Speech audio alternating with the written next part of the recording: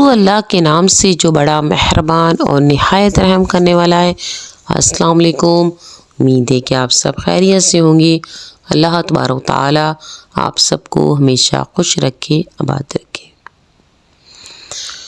آج میں جس ٹاپک پہ ویڈیو بنانے لگی ہوں وہ بہت اہم ٹاپک ہے کہ ہمیں کب دعا مانگنا چاہیے، کن اوقات میں دعا مانگی جائے تو کبھی رد نہیں ہوتی، کن دنوں میں، کن راتوں میں، کن مہینوں میں اللہ تبارک تعالیٰ کبھی دعا کو رد نہیں فرماتا ہے۔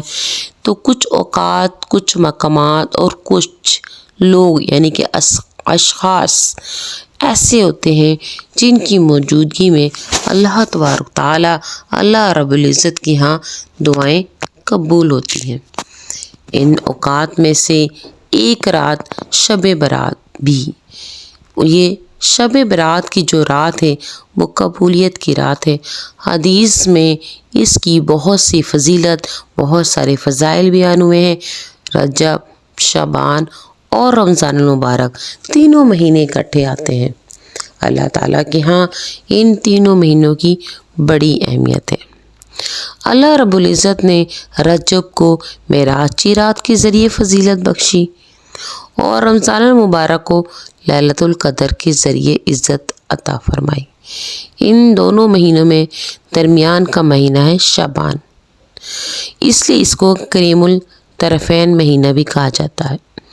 حدیث میں آیا ہے کہ جب نبی کریم صلی اللہ علیہ وآلہ وسلم رجب کا چاند دیکھتے تو یہ دعا مانگتے تھے، اللہم بارک لنا فی رجب و شعبان و بلغنا رمضان، کہ اللہ ہمارے لیے رجب اور شعبان میں برکت عطا فرما اور ہمیں رمضان تک پہنچا دے۔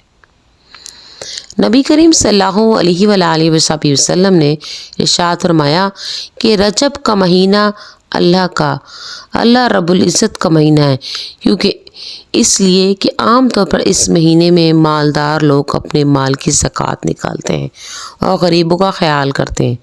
پھر ارشاد فرمایا شعبان کا مہینہ میرا مہینہ ہے، اور پھر ارشاد فرمایا کہ رمضان کا مہینہ میری گناہ گار امت کا مہینہ ہے۔ بزرگوں نے لکھا ہے کہ رجب بیج ڈالنے کا مہینہ ہے، شعبان بیج یعنی کہ وہ مہینہ جس میں آپاشی کی جاتی ہو، اور رمضان المبارک کا مہینہ فصل کاٹنے کا مہینہ ہے۔ اگر رجب کو ہوا کی مانند سمجھا جائے تو شعبان بادل کی مانند ہے اور رمضان المبارک رحمتوں کی بارش کی مانند ہے۔ رجب کے مہینے میں انسان کے اعمال 7 گنا بڑھتے ہیں اور شعبان کے مہینے میں 700 گنا اور رمضان المبارک میں 1000 گنا بڑھ جاتے ہیں۔ رجب کا مہینہ گناہوں کی مغفرت کا مہینہ، شعبان کا مہینہ شفاعت کا مہینہ، رمضان المبارک کا مہینہ نیکیوں کے بڑھنے کا مہینہ ہے۔ امام ربانی مجدد الف ثانی رحمۃ اللہ علیہ فرماتے ہیں کہ رمضان المبارک کو اللہ رب العزت کے کلام کے ساتھ خصوصی مناسبت حاصل ہے، اس لیے کہ جتنی بھی آسمانی کتابیں اتری وہ سب کی سب رمضان المبارک میں اتری۔ اس مبارک مہینہ کی برکتوں کی ابتدا 15 شعبان مبارک میں ہوئی۔ یہ کتابیں 15 شعبان مبارک کی رات سے ان کی ابتدا ہوئی تھی، اور اس کی مثال اس طرح دیتے ہیں کہ سورج نکلنے کا وقت تو بہت دیر سے ہوتا ہے، اس سے 2 گھنٹہ پہلے طلوع سحر ہو جاتی ہے، وقت کے ساتھ ساتھ روشنی بڑھتی چلی جاتی ہے، یہاں تک کہ سورج نکلنے سے چند منٹ پہلے اسے روشنی ہوتی ہے۔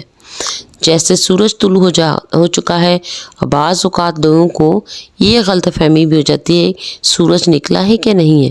وہ فرماتے ہیں کہ 15 شعبان کی رات رحمتوں سے بھری ہوئی ہے۔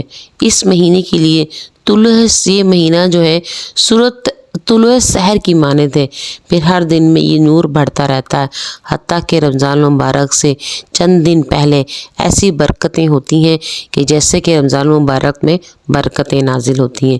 پھر رمضان المبارک کی پہلی تاریخ کو رحمتوں کا سورج طلوع ہو جاتا ہے اور برکتیں نازل ہونا شروع ہو جاتی ہیں۔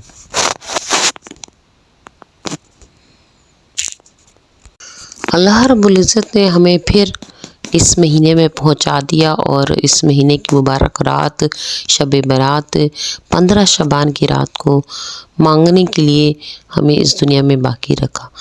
اور اس آخر میں آپ کو ایک واقعہ سنانے لگی ہوں کہ حضرت عبداللہ بن مسعود رضی اللہ تعالیٰ عنہ سے روایت کرتے ہیں کہ حضور اکرم صلی اللہ علیہ وآلہ وسلم نے ارشاد فرمایا کہ جب تم میں سے کوئی پیدا ہوتا ہے تو دنیا میں آنے سے پہلے 40 دن تک نطفے کی شکل میں ماں کے پیٹ میں رہتا ہے، پھر نطفہ خون کی لوتھڑے میں تبدیل ہو کر 40 دن تک، پھر لوتھڑا گوشت کی بوٹی میں تبدیل ہو کر 40 دن تک پیٹ میں رہتا ہے، پھر اللہ تعالیٰ اس کی طرف ایک فرشتے کو بھیجتا ہے جو 4 کلمات آ کر تحریر فرماتا ہے: عمر، امید، عمل اور رزق۔ پھر اس کے بدبخت اور خوش بخت ہونے کے لکھنے جانے کا فرشتہ کو حکم ہوتا ہے۔ ایک آدمی اہل جنت کے اعمال بچا لاتا ہے حتیٰ کہ اس کے اور جنت کے درمیان ایک بالش کا فاصلہ رہ جاتا ہے اور اس کے لکھت پر غالب آ جاتی ہے، اور اس کا خاتمہ اہل جہنم کے اعمال پر ہوتا ہے اور جہنم اس کا مقدر بن جاتی ہے۔ کوئی شخص جہنمیوں والے اعمال کرتا ہے حتیٰ کہ اس کے اور جہنم کے درمیان ایک بالش کا فاصلہ رہتا ہے اور اس کی لکھی ہوئی سعادت مندی غالب آ جاتی ہے، اس کا خاتمہ اہل جنت کے سے اعمال پر ہوتا ہے، یعنی وہ جنتی بن جاتا ہے۔